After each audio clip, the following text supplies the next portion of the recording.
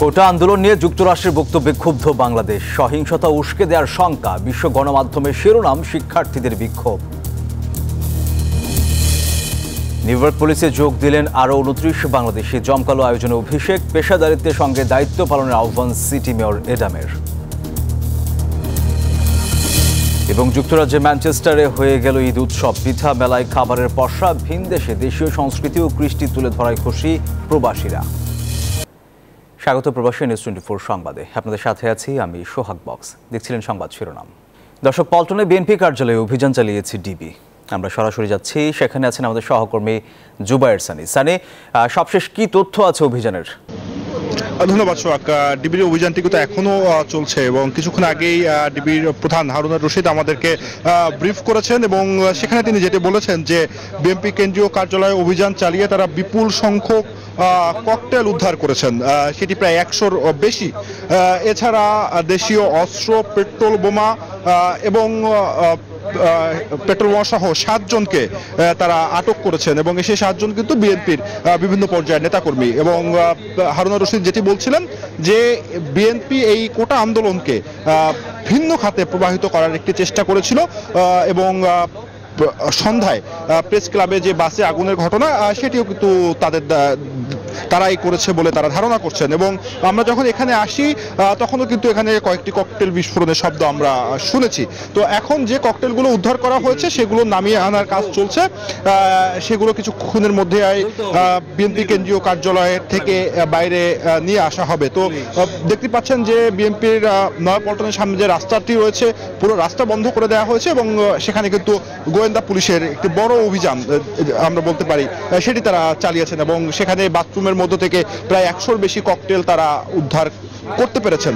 এবং গোয়েন্দা পুলিশ যেটি দাবি করছে যে চলমান যে কোটা আন্দোলন যেটি চলছে সেটিতে আসলে ভিন্ন খাতে নেয়ার একটি ষড়যন্ত্র স্বাধীনতা বিরোধীরা করেছিল এবং সেখানে উস্কানি দেয়া থেকে শুরু করে নানাবিধ কর্মকাণ্ড কিন্তু তারা ঘটিয়েছেন এবং সে কারণেই তাদের গোয়েন্দা তথ্যের ভিত্তিতে এই অভিযান এবং সেই অভিযান থেকে তারা এই জিনিসগুলো উদ্ধার করলেন। এবং আমরা রাস্তার ঠিক দেখতে পাচ্ছিলাম যে প্রচুর সংখ্যক লাঠিসোঁটা এখানে রাখা হয়েছে।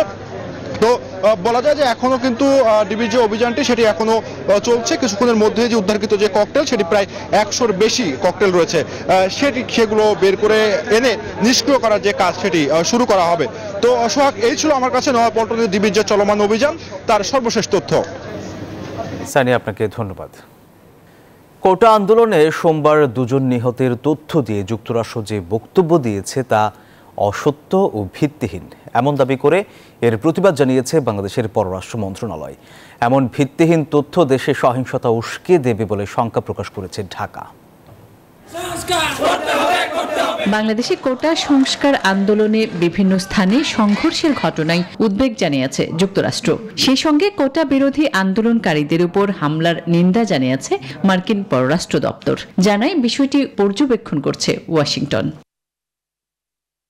মার্কিন পররাষ্ট্র মন্ত্রণালয়ের নিয়মিত প্রেস ব্রিফিংয়ে এসব কথা বলেন স্টেট ডিপার্টমেন্টের মুখপাত্র ম্যাথিউ মিলার। শান্তিপূর্ণ বিক্ষোভকারীদের বিরুদ্ধে সকল প্রকার সহিংসতার নিন্দাও জানায় যুক্তরাষ্ট্র। মত প্রকাশের স্বাধীনতা এবং শান্তিপূর্ণ সমাবেশ যে কোনো বিকাশমান গণতন্ত্রের অপরিহার্য উপাদান। আমরা শান্তিপূর্ণ প্রতিবাদকারীদের বিরুদ্ধে যে কোনো সহিংসতার নিন্দা জানাই। তবে ম্যাথিউ মিলারের এমন বক্তব্যে হতাশা প্রকাশ করেছে বাংলাদেশের পররাষ্ট্র মন্ত্রণালয়। জানায় 2 শিক্ষার্থী নিহত হওয়ার যে তথ্য দিয়েছে মার্কিন পররাষ্ট্র মন্ত্রণালয় তা ভিত্তিহীন। ঢাকা শঙ্কা প্রকাশ করেছে এমন ভিত্তিহীন তথ্যের ব্যবহার সহিংসতা বাড়াতে পারে এবং বাংলাদেশ সরকারের প্রচেষ্টাকে দুর্বল করতে পারে। We are extremely disappointed by the response of Mr. Matthew Miller, where he made unsubstantiated claims of at least 2 deaths from the ongoing student protest in Bangladesh. Use of unverified information to make such baseless claims can fuel violence and undermine Bangladesh government's efforts to maintain a peaceful environment to allow non-violent protest or movement. Freedom of expression and peaceful assembly are cornerstones of our democracy. সরকারি চাকরিতে কোটা ব্যবস্থাকে বৈষম্যমূলক অভিযোগ করে তা সংস্কারের দাবি তুলে গেল ১ জুলাই থেকে বিক্ষোভ করছে শিক্ষার্থীরা। তবে ১৫ জুলাই আন্দোলনকারী ও সরকার সমর্থিত শক্তির সাথে সংঘর্ষের জেরে পরিস্থিতি অশান্ত হয়ে ওঠে। আসমাতুলি, নিউজ 24। শিক্ষার্থীদের কোটা বিরোধী আন্দোলন নিয়ে শুরু থেকেই খবর প্রচার হচ্ছে বাংলাদেশি গণমাধ্যমে। তবে সোমবার চলমান এই আন্দোলন সহিংস রূপ নেয় প্রতিবেদন প্রকাশ শুরু করে বিশ্ব গণমাধ্যম। আল জাজিরা এবং রয়টার্সের শিরোনাম করেছে, বাংলাদেশে সরকারি চাকরিতে কোটার প্রতিবাদে শিক্ষার্থীরা, আহত অন্তত ১০০। কোটা বিরোধী আন্দোলন নিয়ে প্রতিবেদন প্রকাশ করেছে BBC, AP, NDTV, Times of India সহ বিশ্বের বিভিন্ন দেশের গণমাধ্যম। নিউ ইয়র্ক পুলিশ ডিপার্টমেন্টে যোগ দিলেন ২৯ বাংলাদেশি বংশোদ্ভূত নাগরিক। সিটির ম্যাডিসন স্কয়ার গার্ডেনে সম্প্রতি এক বর্ণাঢ্য অনুষ্ঠানের মধ্য দিয়ে তাদের যোগদান সম্পন্ন হয়। বর্তমানে ১,০০০-এরও বেশি বাংলাদেশি এজেন্ট কর্মরত রয়েছেন ট্রাফিক বিভাগে। নিউ ইয়র্ক থেকে অনেক রাজের তথ্যচিত্রে ডেস্ক রিপোর্ট। ঘরে বাইরে সবখানে নিউ ইয়র্কবাসীর নিরাপত্তায় ২৪ ঘন্টা কর্মে অবিচল নিউ ইয়র্ক পুলিশ বিভাগ। সেখানে ট্রাফিক আর পুলিশ সেবায় দিনকে দিন বাড়ছে বাংলাদেশি বংশোদ্ভূত নাগরিকদের আধিপত্য। বর্তমানে ১,০০০-এরও বেশি বাংলাদেশি এজেন্ট কর্মরত আছেন ট্রাফিক বিভাগে, যাদের মধ্যে শীর্ষস্থানীয় পদ ট্রাফিক ম্যানেজার ও সুপারভাইজার হিসেবে দায়িত্ব পালন করছেন অনেকেই। সেই তালিকায় নতুন করে যুক্ত হলো আরও ২৯ জন বাংলাদেশির নাম। সিটির মেডিসন স্কয়ার গার্ডেনে সম্প্রতি এক বর্ণাঢ্য অনুষ্ঠানের মধ্য দিয়ে তাদের যোগদান সম্পন্ন হয়। আলহামদুলিল্লাহ, অনেক খুশি। এটা আসলে ভাষায় প্রকাশ করা যাচ্ছে না। বাংলাদেশের জন্য এটা গর্বের ব্যাপার, গর্বের বিষয়। যুক্তরাষ্ট্রের জাতীয় সঙ্গীতের মাধ্যমে শুরু হয় আনুষ্ঠানিকতা। এরপর অনুষ্ঠানে নতুন নিয়োগপ্রাপ্তদের শপথ বাক্য পাঠ করানো হয়। তাদের স্বাগত জানান নিউ ইয়র্ক সিটির মেয়র এরিক অ্যাডামস।